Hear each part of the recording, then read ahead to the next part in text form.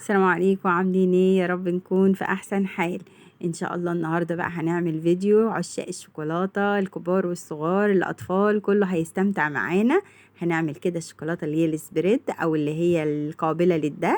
هتنفع معانا لكل حاجه، حشوات الكيكه، سندوتشات المدارس، للتوست كده ناكله خفيف كده. لو الولاد محتاجين كده حاجه يحلوا بيها هتعمليها لهم كده في سندوتش او في اي عيش فين وفي اي حاجه ما بتقولش لا. بصوا قوامها جميل وكريمي وبتتفرد معانا بسهولة. وهنعمل يعني ايه بطريقة بسيطة وسهلة ومكونات بسيطة. والله والله هتطلع أطعم من الجاهزة. أول حاجة أنا بحب أحط لها كده زي زبدة فول سوداني، فأنا بعملها في البيت وعملتها قبل كده على القناة. بجيب شوية فول سوداني كده محمصين، وبفضل أضرب فيهم في الكبة وأقلب كده فيهم لحد ما يتحولوا معايا لزبدة. هي كده بدأت اهيت ما شاء الله تطلع الزيوت اللي فيها، ما بحطلهاش ولا زبدة ولا أي حاجة. هي بتبقى زي ما هي كده، بفضل أضرب فيها هي لوحدها بتتحول لزبدة.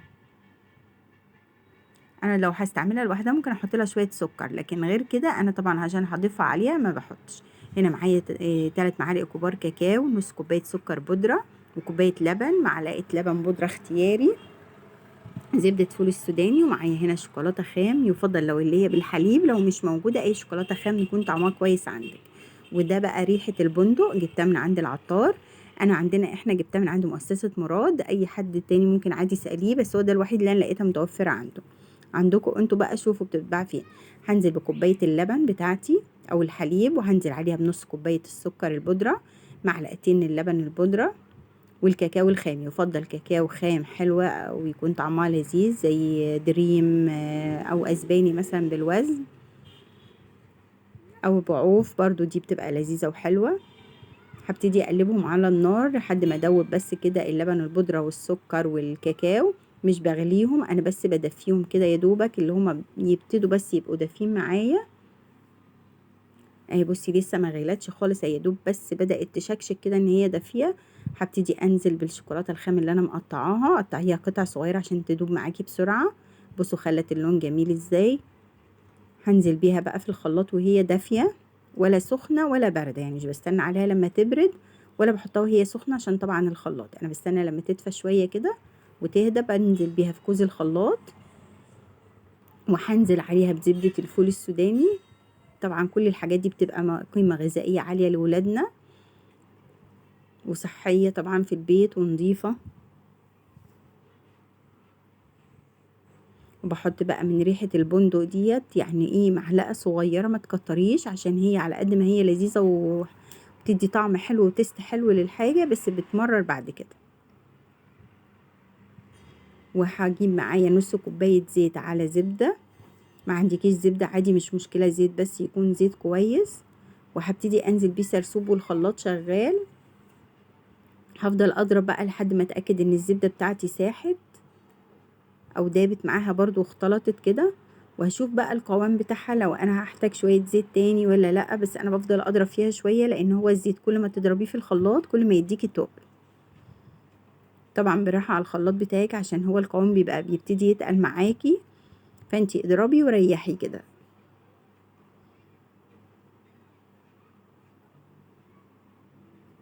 الموضوع سهل وبسيط ومش مستاهل الارقام الفلكية اللي هم بيبيعوها بيها. طبعا لو عشان تجيبي منتج بالطعم ده والجودة ديت يعني هتدفعي فيه مبلغ، وما بيبقاش بيطلع لك نفس الكمية دي. انا لقيتها خفيفة شوية، زودت معلقة زيت، معلقة زيت كبيرة. وهشغل برضو الخلاط تاني عليها.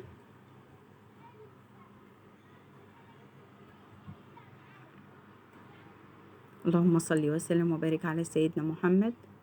بصوا ما شاء الله كده جميلة قوي. هي دلوقتي بس عشان لسه سخنة كمان، لسه لما تبرد وتهدى هتبص تلاقيها تاخد قوام اتقل من كده. انا طبعا معقمة البرطمان بتاعي كويس، البرطمان ده حوالي كيلو.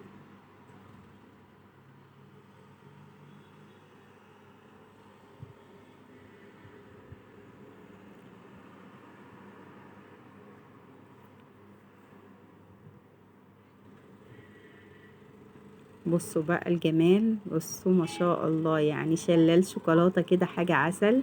تنفع معاكي للكيكة، تنفع معاكي للسندوتشات، تنفع معاكي للتزيين.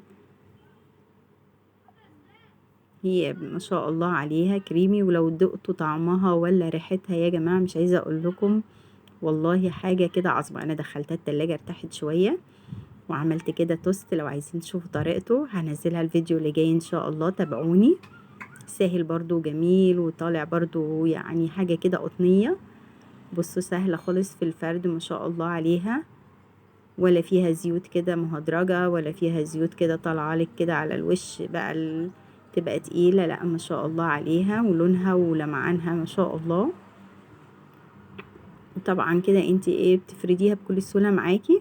ولو عايزة بقى تزينيها بشوية بشر، شوية فارماسيل، اي حاجة بقى كده من عندك، عايزة تسيبيها كده هي لوحدها يعني حكاية زي ما بيقولوا. بألف هنا وشفا.